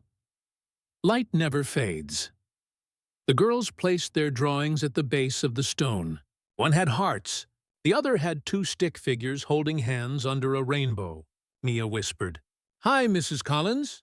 We're taking care of Uncle Richard." "Just like you said." Richard blinked, startled. "What did you say, sweetheart?" Mia turned, smiling. "Mommy said that Mrs. Collins asked us to help you not be lonely anymore." He knelt beside her, his breath catching. "Your mom told you that?" Anna nodded. "A long time ago. She said Mrs. Collins helped us when we didn't have a house. She said she was an angel even before she had wings." For a long moment he couldn't speak. The words cut through years of confusion, grief, and guilt. A revelation disguised as a child's memory. Grace hadn't just helped Angela by chance. She had known those girls, known their mother. He looked at the drawings again, his pulse quickening. "Girls," he said softly. "Did Mrs. Collins ever visit you and your mom before?" Anna frowned, trying to remember. "Once," she said finally. "She came to our apartment with flowers. She talked to Mommy a long time." "They both cried," Mia added. "And she brought a box of cookies. I remember because she said they were from your kitchen." Richard sat on the bench, the world tilting slightly. All this time, he had thought Grace's connection to Angela had been through charity alone. But now it felt deeper. When they returned home, he went straight to Grace's old study. The room still smelled faintly of her perfume jasmine and cedarwood. Her desk stood exactly as she'd left it, filled with letters, photographs, and small mementos from years of philanthropy. In the bottom drawer, hidden under a stack of thank you cards, he found a sealed envelope addressed to "My love to be opened when you're ready to forgive me." His heart pounded as he broke the seal. Inside, Grace's handwriting sprawled across several pages, hurried but graceful. "Richard, if you're reading this, it means the truth has finally found you. Or perhaps you found it. Angela Bennett wasn't just one of my charity cases. She was my friend, my responsibility. I met her years ago when she came to me for help at Mercy Hospital. Her husband had abandoned her, and she was terrified she couldn't afford her twins' birth. I paid her medical bills, found her a job, and promised her something I wasn't sure I could keep, that her daughters would never be left alone. When she fell ill again, I knew she didn't have anyone else. So, I told her that if anything happened to her, I would make sure her girls were safe. I didn't expect it to happen so soon. I couldn't bring myself to tell you, 'Rard, you'd lost so much after the miscarriage.' After the years of silence between us, thought it would only reopen old wounds. But when she died, I couldn't abandon her children. They were innocent, and I knew deep down you would love them if you ever met them. You always had a bigger heart than you admitted. If I broke your trust by keeping this from you, I am sorry. I only hoped that one day you would understand why I did it, and why I saw in those girls something we had both lost, the chance to be a family again." He lowered the letter, unable to breathe. The air seemed to thicken around him. Grace had known Angela intimately. She had made a promise, a sacred one. And now, in some tragic, beautiful way, Richard was living that promise. When he walked downstairs, the girls were in the living room building a pillow fort. Anna waved at him. "Uncle Richard, want to come in? It's the Kindness Castle." He knelt beside them, smiling through the ache in his chest. "Kindness Castle, huh? That sounds like a place Mrs. Collins would have loved." "Yeah," Mia said proudly. "We made a rule.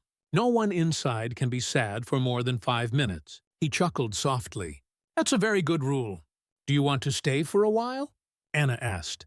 He hesitated, looking at their hopeful faces, then crawled inside the blanket fort. They sat in a small circle surrounded by the soft glow of a flashlight, the air warm with laughter and the faint scent of cookies Mrs. Turner had just baked. Inside that fragile fortress of childhood, Richard felt something he hadn't in years: peace. Grace's secret no longer felt like a betrayal. It felt like a bridge she had built, connecting her love for him with her compassion for the girls as he listened to them chatter about their imaginary kingdom. He realized something profound. Grace hadn't left him behind. She had simply passed him the torch. He leaned back against the cushions, whispering more to himself than to them. "I understand now, Grace. You didn't save them from me. You saved them for me." Outside, the sky deepened into twilight, stree with rose and violet. The world felt suddenly full again, of promise, of fechos, of unfinished grace. The night after finding Grace's letter, Richard didn't sleep. He sat by the window of his study, the moonlight glinting off the glass of whiskey he never drank. Grace's words played over and over in his mind, not as guilt, but as revelation. Everything finally made sense. The secrecy, the letters, the compassion that had seemed almost too boundless. Grace had made him a promise even after death that he would not be alone, that the fragments of his life could still become whole. When dawn came, he stood on the balcony, watching the sun break over the trees. The world seemed to inhale, soft and forgiving. Down below, Anna and Mia were already awake, chasing Mrs. Turner's cat through the garden. Their laughter carried upward, fragile and pure. He smiled, and for the first time in years, it reached his eyes. At breakfast, Anna noticed the dark circles under his eyes. "Uncle Richard, did you have bad dreams?" He shook his head. "No, sweetheart. Just a lot of thinking." About Mrs. Collins?" Mia asked, her fork hovering over her cereal. "Yes," he said honestly. "She told me something very important." Anna tilted her head. "Did she tell you to keep helping people?" Richard looked at her in quiet awe. "Something like that." After breakfast, he packed the girls into the car. "Where are we going?" Mia asked, clutching her favorite stuffed dog. He smiled. "Somewhere Grace and I used to visit. It's a special place." They drove north out of the city, through winding country roads lined with sycamores that bent low over the asphalt. 2 hours later, they arrived at a quiet coastal town, where Grace had once built a community art center for children. It was a modest brick building, its paint faded, the sign slightly askew. This, Richard said softly, was one of her first projects. She used to call it her second home. Inside, the air smelled of paint and paper and time. Drawings covered the walls, some signed by Grace herself, others by children she had mentored years ago. In the corner stood a mural, worn by age but still vibrant. A pair of hands holding a small glowing heart. Beneath it were the words, "Love is work that never ends." The girl stood in insolence, staring up at it. "She painted that?" Anna asked. Richard nodded. Every brush stroke, Mia reached out a small hand, her fingertips hovering near the paint. "It feels warm," she whispered. A young woman appeared from a side room, wiping her hands on a paint-stained apron. "Mr. Collins?" she asked. "I didn't expect to see you here. I'm Lily Thompson. I run this place now." Richard took her hand. "You've kept it beautiful." "Grace built something bigger than herself," Lily said, glancing at the girls. "I was one of the kids she taught here. I wouldn't be who I am without her." Richard smiled faintly. "She would have been proud." Lily hesitated, then added, "Before she passed, she left something here for you. Said you'd come when you were ready." From a drawer behind the counter, she pulled out a small wooden box worn smooth with age. Richard opened it slowly. Inside lay a single Polaroid photo, Grace standing in front of the same mural, her arm around Angela Bennett. Both women were laughing, their faces bright with life. Under the photo was a folded note in Grace's unmistakable handwriting. "You once told me I couldn't fix the world. Maybe I still can through you." His vision blurred. He traced the outline of her face in the photo and whispered, "You already did." Anna tugged his sleeve. "Uncle Richard, who's the other lady?" He looked down at her. "That's your mom," he said softly. The girls gasped, pressing closer to see. They knew each other. Mia asked, "They did?" He said they helped each other when they needed it most. The moment hung there, two worlds meeting in the space between memory and truth. After leaving the center, they walked to the nearby beach, the same one Grace used to visit after long days of work. The sea was calm, the air scented with salt and promise. Richard sat on a weathered bench while the girls collected seashells, their laughter mingling with the rhythm of the waves. For the first time, he spoke aloud to the wind. "You kept your promise, Grace. You gave me a family." The breeze shifted gently, brushing against his cheek like a whisper. When the girls returned, their hands full of shells, Anna climbed up beside him. "Can we come here again?" "As often as you like." he said, slipping an arm around her. It's our place now. On the drive home, the girls fell asleep in the back seat, their heads leaning together. Richard looked at them in the rearview mirror, a bitter-sweet smile crossing his face. Grace's letter, her compassion, her plan, everything had led to this moment. That night, after he carried them upstairs, he found another envelope tucked under his office door. This one bore no handwriting at all, only a small embossed seal from the Collins Foundation. Inside was a short type note. You may have redeemed her name, but not everyone wants forgiveness. Some legacies should stay buried. There was no signature. Richard's pulse quickened. Someone from the old board. Someone who still wanted to protect the past. He folded the note carefully and placed it in the drawer beside Grace's letter. Then he exhaled slowly, steadying himself. He had walked through grief, through guilt, through silence. He would not turn back now. The next morning, he called Thomas. "It's time," he said. "For what?" Thomas asked. "To open everything," Richard replied. "The financial records, the donations, the letters, every truth Grace ever hid. No more shadows." Thomas was silent for a long time, then quietly. "You sure?" "Yes," Richard said. "Grace believed love was work that never ends.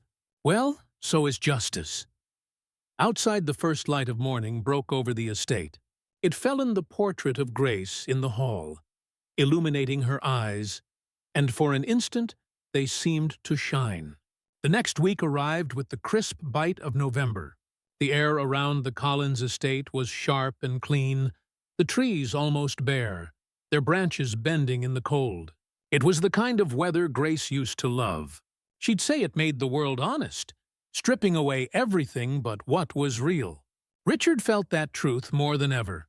He had spent the past several days assembling every document, letter, and record tied to Grace's charities. His study had become a fortress of truth, boxes of papers, open files, and old ledgers spread across the floor. Every line of ink felt like another piece of her soul laid bare. Thomas sat opposite him, rubbing his temples. "You understand? Once you release all of this, there's no going back. The good and the bad, it'll all be public record." "That's the point," Richard said.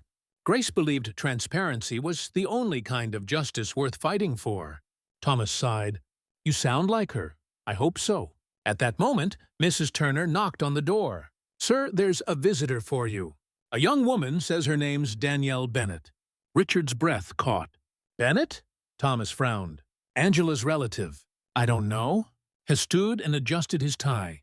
"Send her in." A few seconds later, a woman in her early 20s entered.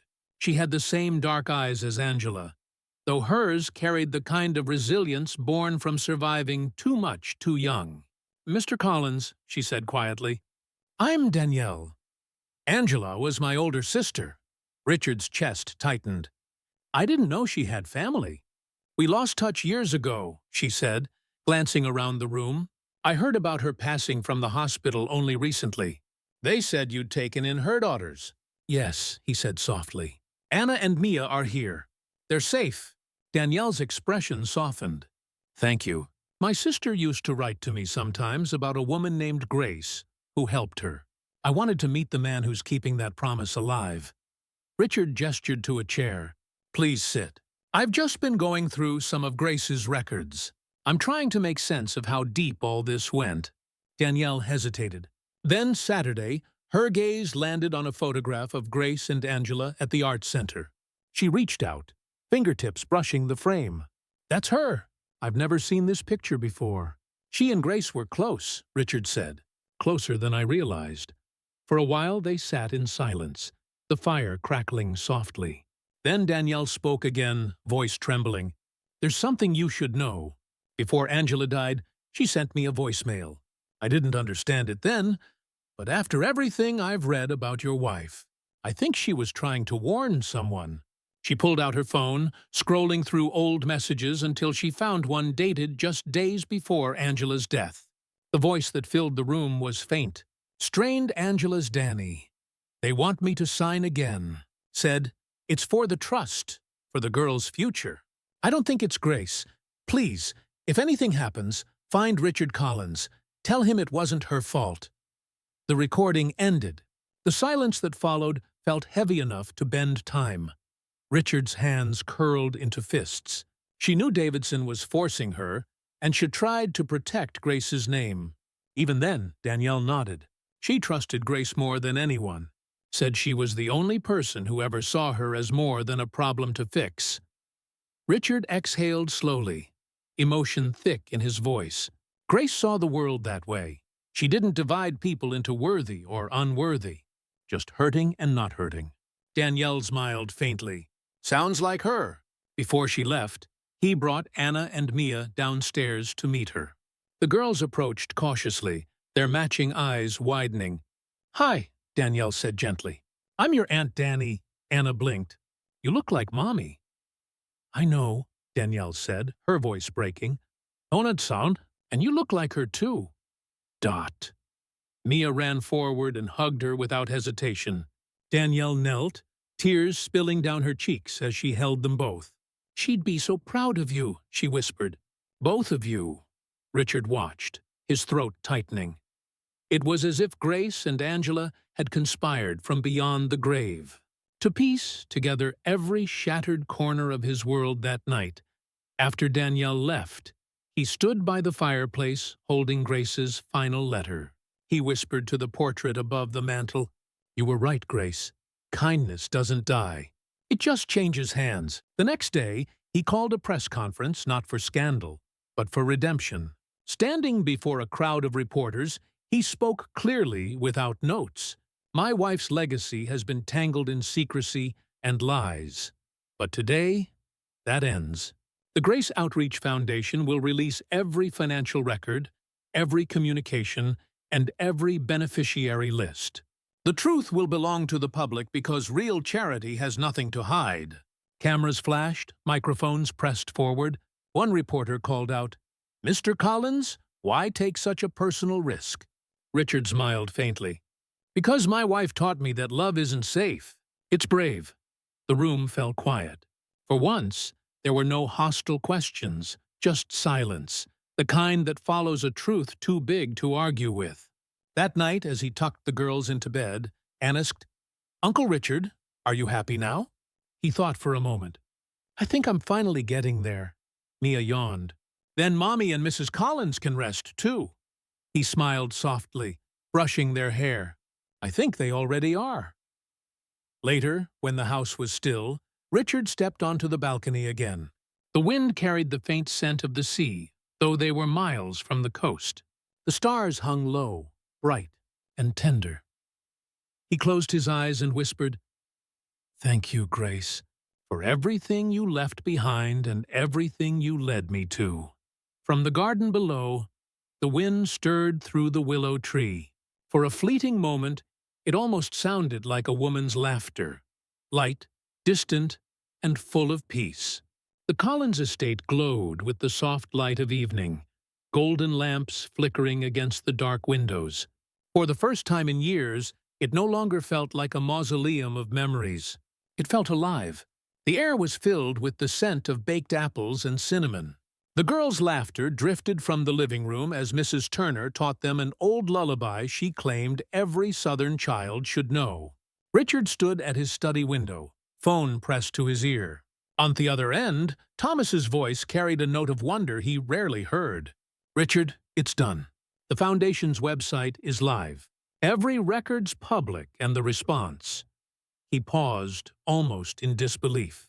It's overwhelming. Donations are pouring in. People are calling it a miracle of honesty. Richard smiled faintly. Not a miracle, Thomas. Just the truth. Finally doing its job. Well, Thomas said, chuckling softly, it's the first time in a decade your name's trending for something good. Let's hope it stays that way, Richard replied. But either way, it's Grace's victory, not mine. When he hung up, he leaned back in his chair and let the silence settle. On the desk before him lay the brown leather notebook, the Polaroid of Grace and Angela, and a new document, the official relaunch charter for the Grace and Angela Foundation. Their names side by side written into history. He had done it. He didn't hear Anna's small footsteps until she was at the door. "Uncle Richard?" she asked softly. "Can we tell you something?" He turned, smiling. "Of course. Come in, both of you." Mia peeked around the doorframe, clutching her stuffed dog. The two girls entered together. Serious in that way only children can be when they've made an important decision. "We were talking," Anna began, "and we decided something big." "Something big?" Richard echoed. "That sounds serious." Mia nodded. "We want to have your last name. We want to be Collins, too." The words hit him like a physical force. For a second, he couldn't speak. The room seemed to tilt, and his throat tightened. "Are you sure?" He managed. Anna nodded with certainty. "Mom said Mrs. Collins would always make sure we had a home. And we think this is our home," Mia added quietly. "You're our family now. We want everyone to know." Tears blurred his vision before he could stop them. He reached out and pulled them both into his arms, holding them close. "Then we'll make it official," he said, voice thick. "I'd be honored to have you as Collins girls." Anna looked up, her eyes bright.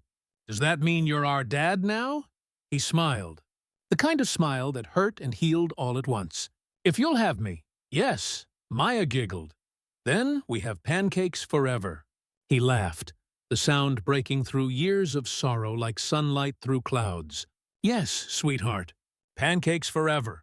The next few days were a blur of quiet joy and preparation.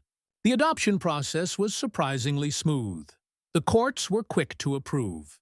Thanks to Grace's old connections and the Foundation's reputation, one crisp afternoon, they stood together at the courthouse steps.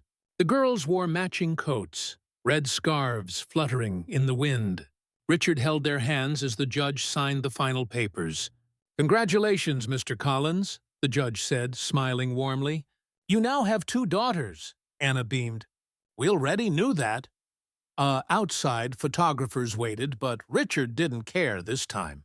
When the cameras flashed, he simply smiled and waved. For once, he wanted the world to see not the billionaire, not the scandal, but a man who had finally found his family. That evening, back at the estate, Mrs. Turner prepared a small celebration. The girls insisted on wearing paper crowns they made from gold foil. Richard wore one, too, at their command. "To the Collins family," Mrs. Turner said, raising a glass of sparkling cider. "To family," Richard echoed, clinking his glass with the girls. After the laughter faded and the house grew quiet, he tucked them into bed. Anna hugged him tightly. "Thank you for choosing us," she whispered. He kissed her forehead. "You've got it backwards, sweetheart. You chose me." Later, alone in his study, he stood before Grace's portrait one last time. Her painted eyes seemed to gleam softly in the firelight. "I kept my promise," he said quietly. "They're safe. They're loved. You can rest now." He turned to leave, but paused as a gust of wind slipped through the slightly open window, rustling the papers on his desk. The flame in the fireplace flickered, and for a heartbeat, the air shimmered with warmth. It was just wind, he told himself. But deep down, he felt her there, watching, smiling. "Proud," he whispered. "I'll carry this light, Grace, for all of us." Oh. Outside, the willow trees swayed under the starlit sky, its branches whispering secrets to the night. Inside, for the first time in years, every light in the house glowed, not to fight the dark, but to welcome it.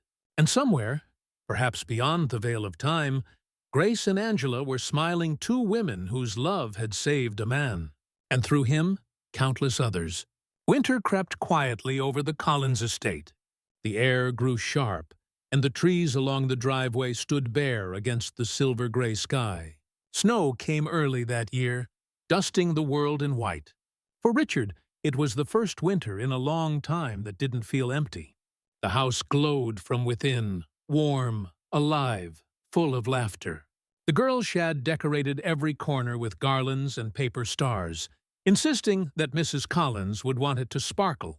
Even the portrait of Grace above the fireplace had a wreath around its frame, handmade from twine and dried flowers. Richard stood in the doorway, watching Anna and Mia place cookies on a tray for Santa. They wore matching pajamas, blue with tiny golden stars, and their faces were flushed with excitement. "You know," he said, "Santa may be full by the time he gets here."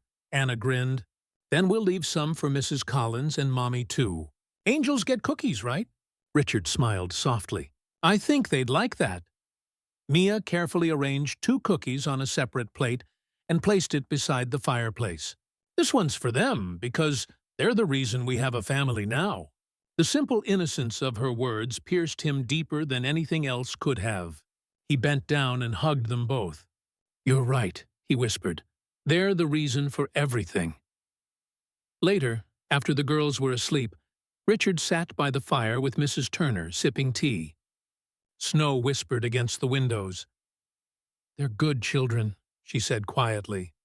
"Grace would have been so proud." "She would have loved them," he replied. "She already did. Even before I knew," Mrs. Turner gave him a knowing look. "And now you love them for both of you." Hesmiled faintly. "I suppose I do." After she went to bed, he stayed up watching the fire burn low. He thought about Grace, her letter, her secrets, her faith in love's stubborn endurance. He thought about Angela, too, and how her final plea had led him here.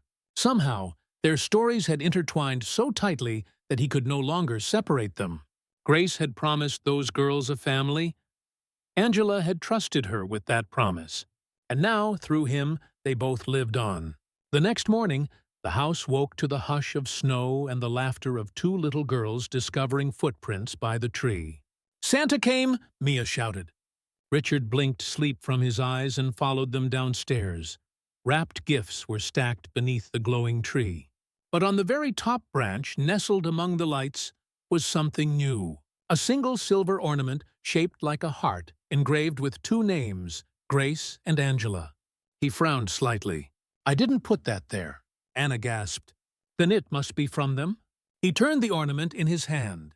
There was no tag, no ribbon, no sign of who could have made it. But inside, a faint piece of folded paper rattled softly. He opened it. In Grace's handwriting, faint but unmistakable, were 4 words. "Keep building the light." His throat closed. He pressed the ornament gently against his chest, whispering, "I will." The girls spent the rest of the morning tearing through wrapping paper, their laughter filling every corner of the house. When the last gift was opened, Anna climbed onto his lap. "Uncle Richard," she said, "when we grow up, we're going to help people like you do." "That's our Christmas promise," Mia nodded eagerly. "We'll be kindness heroes." He laughed, the sound deep and unguarded. "Then the world's in good hands." That evening, as the snow continued to fall, he walked out into the garden. The sky glowed faintly with city light, the world soft and still. Hess stopped beneath the willow tree, the same one that shaded Grace's memorial, and brushed the snow from the bench. For a long time he said nothing. Then quietly, "You were right, Grace. Love doesn't end. It multiplies." A gust of wind stirred the branches above him, sending flakes swirling like silver dust. And just for a second in that shifting light, he could almost see her standing there. Grace in her winter coat, smiling that same patient, knowing smile. He closed his eyes, letting the peace wash through him. When he returned inside, the girls were waiting on the couch wrapped in blankets, the firelight dancing on their faces. "Story time?" Anna asked sleepily. He nodded, sitting beside them. "What kind of story?" "The one about how you found us," Mia murmured. Hesmiled softly. "That's a good one." He told them the story not as a tale of loss or tragedy, but as one of miracles of promises kept, of love that refused to die. By the time he reached the end, both girls were asleep, their heads resting against his shoulders. Outside, snow fell silently, covering the world in new beginnings. Richard looked down at them, his daughters, his purpose, his redemption. Grace's voice echoed faintly in his mind. "Keep building the light," he whispered into the quiet room. "I will, Grace, for them, for you, for all of us." And as the last embers glowed in the fireplace, It felt as though two unseen angels were sitting near, smiling through the golden light of their shared forever. Winter passed slowly, like the soft turning of an old clock.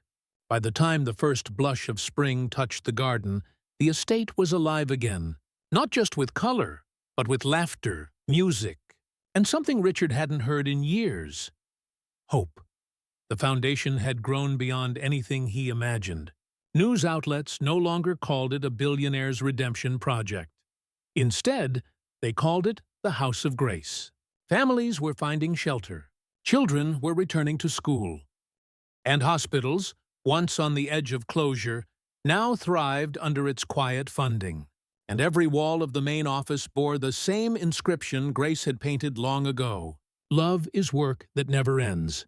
On a bright April morning, Richard stood at the Foundation's grand reopening event, a small ceremony to dedicate its new wing, the Angela Bennett Children's Center. The girls were beside him, dressed in matching white dresses with yellow ribbons. Cameras flashed, but this time he didn't shy away. He wanted the world to see this moment. "Ladies and gentlemen," he began, his voice steady but full of feeling. "Today isn't about rebuilding anime or rewriting a legacy. It's about continuing one." He looked down at Anna and Mia. 2 years ago, I found these girls on a cold night in December. I thought I was rescuing them. The truth is, they rescued me." A murmur moved through the crowd. His gaze lifted to the sky beyond the courtyard, pale blue, streaked with sunlight. Grace believed that compassion is not an act of charity. It's an act of courage. Angela believed that even in her darkest days, love was still stronger than fear. This place, this dream exists because two women kept their faith in both. He paused, his throat tightening. "I am only the keeper of their promise." Applause rose like a wave. Anna reached for his hand, squeezing it tight. "You did good, Dad," she whispered. Mia nodded, smiling up at him. "Mrs. Collins and Mommy are clapping too." He laughed softly, the sound breaking through his composure. "Then, that's all that matters." After the ceremony, the girls played in the courtyard, chasing bubbles that glimmered like small planets.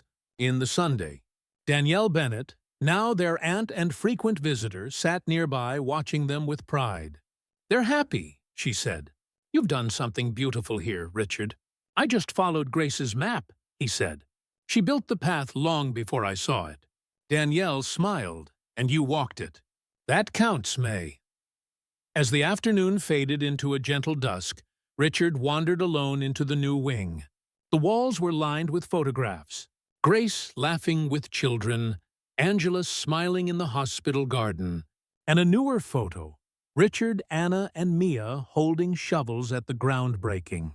At the end of the hallway hung one final image, framed in gold. It was the mural from the old art center, the two hands holding a glowing heart. Underneath were the words Grace had painted: "Love is work that never ends."